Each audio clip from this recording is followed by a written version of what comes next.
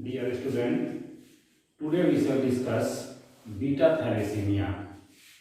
So, beta thalassemia is characterized by deficient synthesis of beta globin polypeptide chain. It is a more common than alpha thalassemia, and it is the most common cause of congenital hemolytic anemia. So, when the beta globin polypeptide chain synthesis is deficient, reduced or impaired, what will be happen? The total hemoglobin concentration will be decreased, and certainly the patient will suffer with anemia, chronic anemia. There is recurrent attack of anemia, and so that is why your patient of beta thalassemia required repeated blood transfusion. Like alpha thalassemia, we have discussed thalassemia as a whole, that it is a genetic disorder, it is hereditary in nature, has got familial tendency, and it can run in the family. So, the beta thalassemia is characterized by deficient synthesis of beta globin polypeptide chain, lead to the quantitative reduction in the hemoglobin concentration, and that may lead to the anemia. There are clinically two types of beta thalassemia. One is known as beta thalassemia major. As it clear from the name, that is a more severe form of beta thalassemia, in which there is either complete absence of beta globin polypeptide chain synthesis, or sometimes it is very few in amount. So there are two possibilities. One, that either beta globin polypeptide chain is deficient, or sometimes it is absent. So in this way, such type of beta thalassemia is known as thalassemia major. It is a very severe condition, and in this condition your patient need repeated blood transfusion, and this type of thalassemia, beta thalassemia, is seen in the homozygous state. Another form of beta thalassemia is beta thalassemia minor. As they clear from the name, that is the mild nature. Clinically it has got hemolytic anemia, but it does not need repeated blood transfusion. Clinically it is mild in nature, not so severe than thalassemia, beta thalassemia major, and it is seen in the heterozygous state. In this condition, the synthesis of beta polypeptide chain is reduced, impaired. So between two, thalassemia major and minor, there is another type of beta thalassemia called beta thalassemia intermediate, and this condition has got moderate deficiency of beta polypeptide chain. So in this situation also, your patient occasionally need blood transfusion, although it remains asymptomatic. So in this way, there are three types of clinicopathologically, there are three types of beta thalassemia: beta thalassemia major, beta thalassemia minor, and between two there is beta thalassemia intermediate. As it is a genetic disorder, certainly the etiopathogenesis is explained on the basis of genetic predisposition or genetic basis. The gene responsible for the control and regulation of the beta polypeptide chain is located on the chromosome number 11. Just recall the previous lecture of alpha thalassemia, where the gene for the control of alpha globin polypeptide chain is located on chromosome number 16, but here it is present on chromosome number 11. So the etiopathogenesis is slightly different from alpha thalassemia. As you recall the previous lecture, that in alpha thalassemia the main etiology for the alpha thalassemia was what? there is a deletion of the gene. 4 genes were essential for the control and regulation of the alpha polypeptide chain, but here there was deletion of the gene in the alpha thalassemia. But in case of beta thalassemia, it slightly differs from alpha in this sense that the beta thalassemia is due to point mutation in the gene which is responsible for controlling and regulating the synthesis of beta globin polypeptide chain. So when there is a point mutation in the gene, that may lead to the premature termination of beta polypeptide chain synthesis. Premature termination of beta globin polypeptide chain.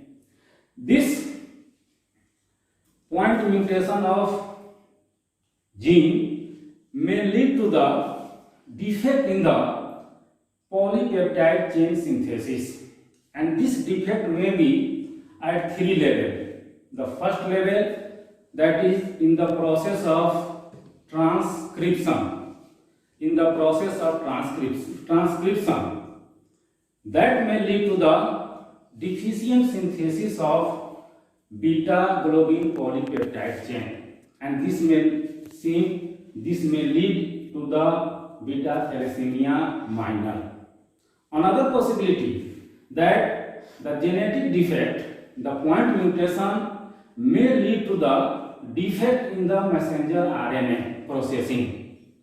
So when it is going to happen in the processing of messenger RNA, sometimes the messenger RNA may be degraded completely, or it may be sometimes there may be some loss and in the messenger RNA processing. So that may lead to the either complete absence of the beta globin polypeptide chain or deficient synthesis of beta globin polypeptide chain. So in this situation, there may be chance of development of both type of beta thalassemia, like beta thalassemia major and minor. If there is a complete absence of beta globin chain, then lead to the beta thalassemia major, or if there is a deficient synthesis of beta globin chain, that may lead to the beta thalassemia minor. So there may be both possibility in this situation. And the third possibility is that this point mutation in the gene may lead to the defect in the translation process of polypeptide chain synthesis. Translation process, at the level of translation. So in this situation, there may be complete absence of the beta globin polypeptide chain synthesis, and so that may lead to the development of beta thalassemia major. So you are looking here that according to the defect in the different level in the polypeptide chain synthesis, there may be different type of manifestation, either in the form of thalassemia major, beta thalassemia major, or in the form of beta thalassemia minor, or in the both. So these are the etiological genetic molecular basis of causing beta thalassemia. Now come to the pathogenesis. The pathogenesis is again very interesting here in case of beta thalassemia. What is going to happen here? The most important fact in the beta thalassemia that the beta globin polypeptide chain is deficient, synthesis is either deficient or it is absent. So there are two possibilities. या तो beta globin polypeptide chain का synthesis कम हो रहा है या it is absent है, दो ही संभावना है. So what will be happen? If it is going to happen, certainly the adult type of hemoglobin will be, concentration of the adult type of hemoglobin will be reduced and your patient will suffer with anemia. So anemia is the main starting clinical feature, most common presenting feature of beta thalassemia. This anemia can be caused by other mechanism also. This is the one cause. That the first cause is what? There is deficient synthesis of beta globin polypeptide chain.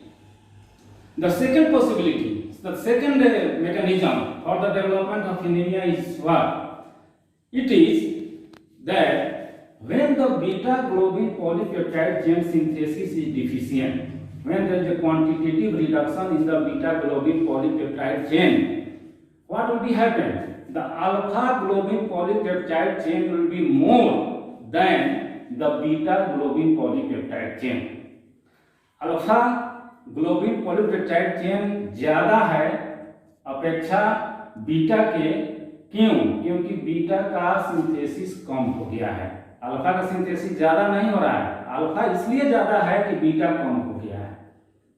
So what will be the this result may lead to the excess alpha globin polypeptide chain sometime precipitate in the form of hinge body, and the hinge body containing RBC does not survive. It is easily hemolyzed, and that may lead to the hemolytic anemia. This is the one possibility. The second possibility is that the excess alpha globin can bind with the other type of globin polypeptide chain, like delta globin polypeptide chain, and lead to the formation of HbA2। Alpha दो ठो और दो ठो beta के साथ delta के साथ मिलकर के क्या बना लिया? HbA2। So there is a formation of HbA2 type of hemoglobin. The third possibility, that some of the excess alpha globin polypeptide chain can bind with the gamma type of globin polypeptide chain, and that may lead to the formation of HbF. This is another type of hemoglobin. So you are looking here that in case of beta thalassemia, the normal adult hemoglobin HbA, it is going to reduce, but there is increased formation of other type of hemoglobin in the form of HbA2 or HbF. Their level is going to increase, and all of you know this fact that HbF and HbA2 are very few in the normal individual. It is less than 1% and 1 to 3%. 98% hemoglobin belongs to HbA type. So in beta thalassemia, the figure is going to change here. The normal HbA is going to reduce, whereas the HbF and HbA2 concentration in the blood is going to increase. And by studying with the electrophoresis method of hemoglobin estimation, if these two hemoglobin present, HbF and HbA2 is present in high concentration, in high level, certainly your patient is suffering from beta type of beta thalassemia. So this is the one possibility. This is the second possibility, that abnormal hemoglobin is going to form here. The third phenomena is going to happen here, that may lead to the development of anemia. What? That is the abnormal hemoglobin containing RBC, when passes through the reticuloendothelial cell of spleen or liver or in the bone marrow, they are engulfed, they are damaged, they are destroyed, they are phagocytosed by the macrophages present in this tissue. So again there will be same phenomena, that RBC is going to destroy, and that leads to the hemolytic anemia. Another phenomena is going to happen here in the tissue level. What is going to happen? There is destruction of the RBC. That may lead to the hyperplastic and adaptive changes in the tissue. So there is a progressive enlargement of spleen and liver, that called splenomegaly and hepatomegaly. Similarly, if it is going to in the bone marrow, there is intramedullary hemolysis occurs in the bone marrow. So what will be happen? That may lead to the depress or suppress the erythropoiesis. So erythropoiesis become ineffective. So this is another mechanism that may lead to the anemia. Other less common factor playing role in the development of anemia is that the lifespan of the RBC is going to reduce. There is hemodilution. There is an extravascular hemolysis of RBC. So all these factors may lead to the development of anemia, and this anemia is mostly hemolytic in nature. So that is why by these 4-5 mechanism, anemia is the most markable finding in case of beta thalassemia, and your patient generally present first with the feature of anemia, and this anemia is associated with the other finding. What finding? That there is anemia followed by splenomegaly. Since there is hemolysis of RBC, so there is maybe jaundice. Since liver is going to enlarge here, so there is hepatomegaly. Since there is intramedullary hemolysis is going to happen, so in the bone marrow there may be increased level of the iron in the tissue as well as in the bone marrow. So there is iron overload is seen in the tissue as well as in the bone marrow. Another finding, since there is excess hemolysis is going to happen, so erythroid series in the bone marrow become more active, more hyperplastic. So there is an expansion of the bone. The bone became osteopenic. There may be deformity in the bone. There may be fracture. The mandible is going to affected more commonly, and so the face is going to change. There is typical face in the beta patient or beta thalassemia patient. There is a malocclusion of the bone. So this type of changes is seen in the body. The baby or child suffer with the maldevelopment. The growth is not going to occur in proper way. So this type of manifestation is seen in a patient suffering from beta thalassemia, and how this is manifestation is developed, we are correlating the pathogenesis, we are correlating with the mechanism, the channel, the pathway through which the hemolytic anemia develop, and such type of splenomegaly is going to develop, jaundice is going to develop, hepatomegaly is going to develop. So all clinical manifestations are very much correlated with the pathogenesis. So the concept must be clear. Now come to the another important fact about the beta thalassemia, that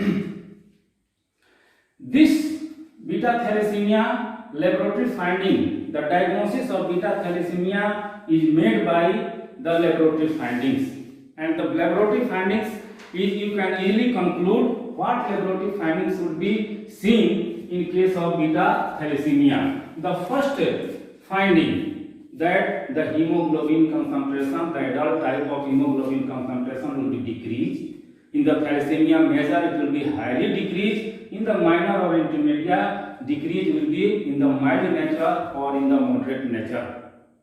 The second change that will be seen in the RBC. What RBC changes? What morphological changes in the RBC? The RBC become microcytic and hypochromic, because the hemoglobin concentration, hemoglobinization of the RBC is poor. Since the bone marrow is more active here, because of the hemolysis is going to happen here, the bone marrow, the erythroid cell is hyperactive, so that is why there may be chance of formation of anisocytosis, pyknocytosis. There is a variation in the size and shape of the RBC. Next, there may be chance of abnormal RBC in the form of target cell or in the form of basophilic stripling. Sometimes nucleated RBC in the form of normoblast is seen in the peripheral blood smear examination. The reticulocyte count will be, no doubt, it will be increased because of the hemolysis is going to happen here, because of the compensatory mechanism. The reticulocyte count will be increased.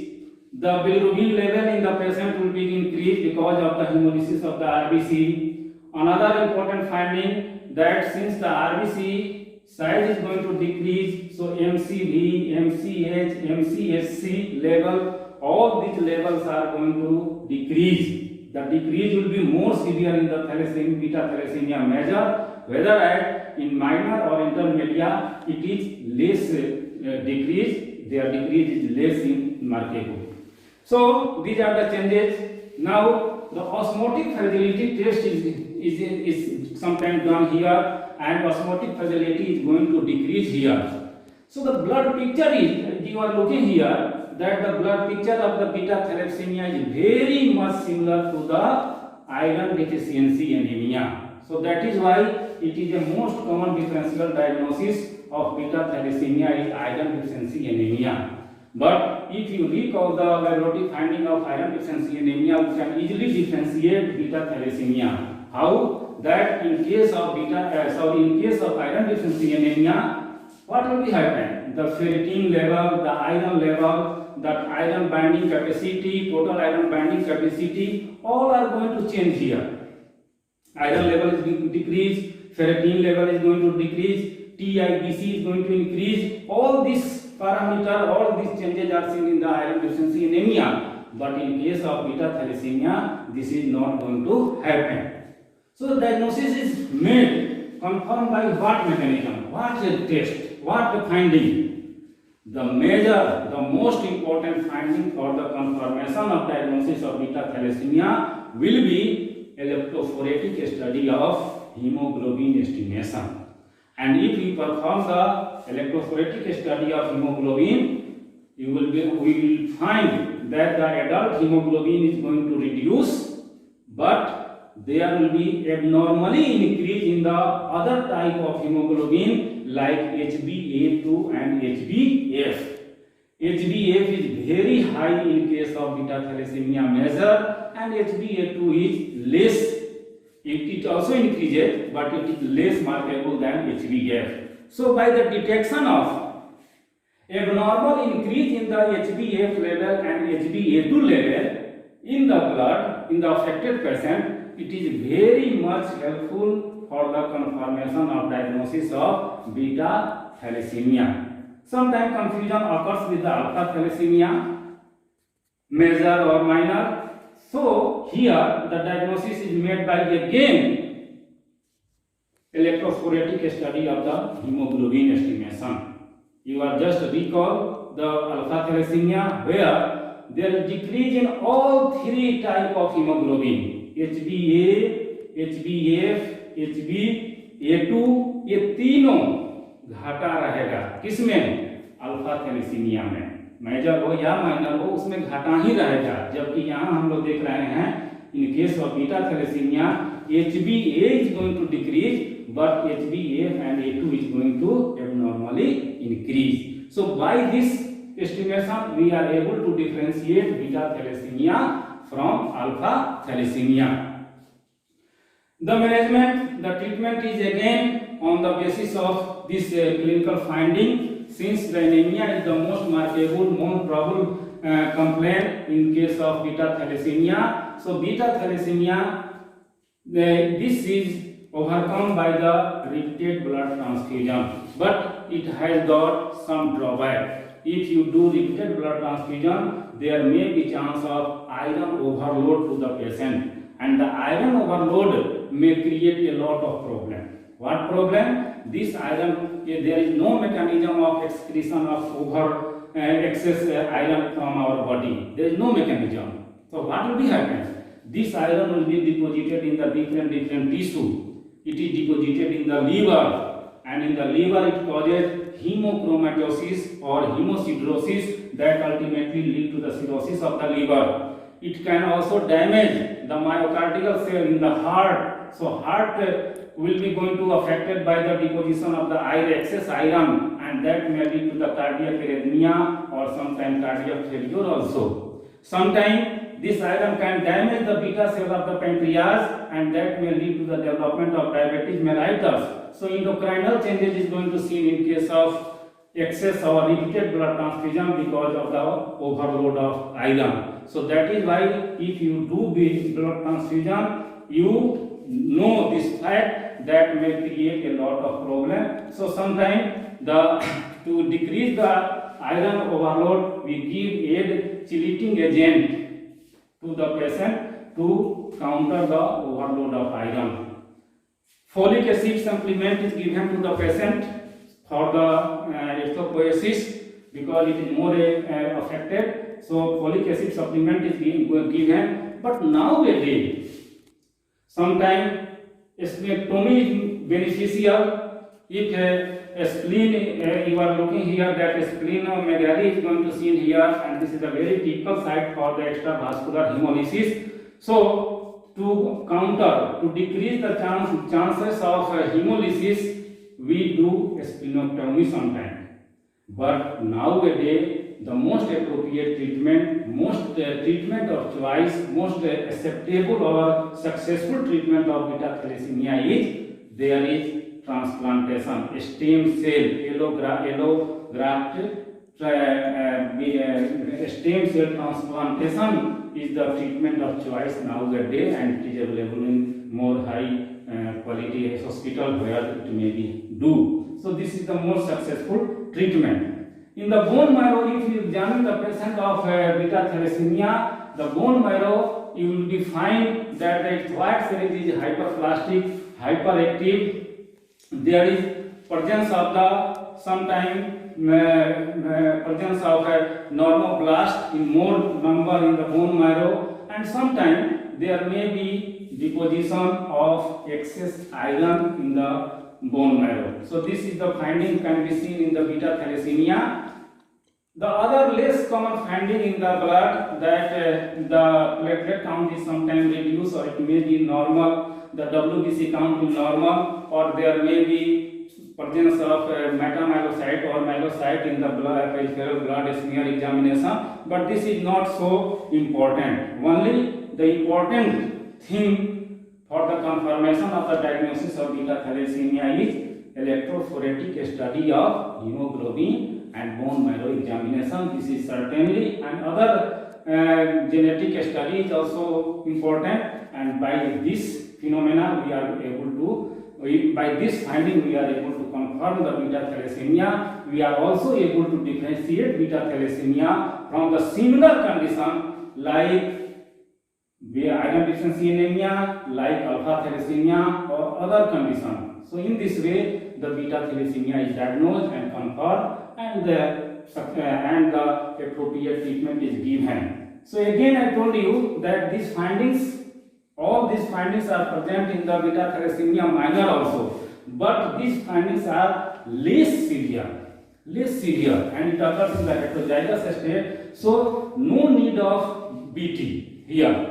Only conservative treatment is given and the patient can survive. In the intermediate form also, these findings are present, but it is in the moderate condition, in moderate level, not so severe, in the moderate level. And here there is few chance of blood transfusion in case of beta thalassemia intermediate. So these are the as a whole discussion about beta thalassemia. Thank you.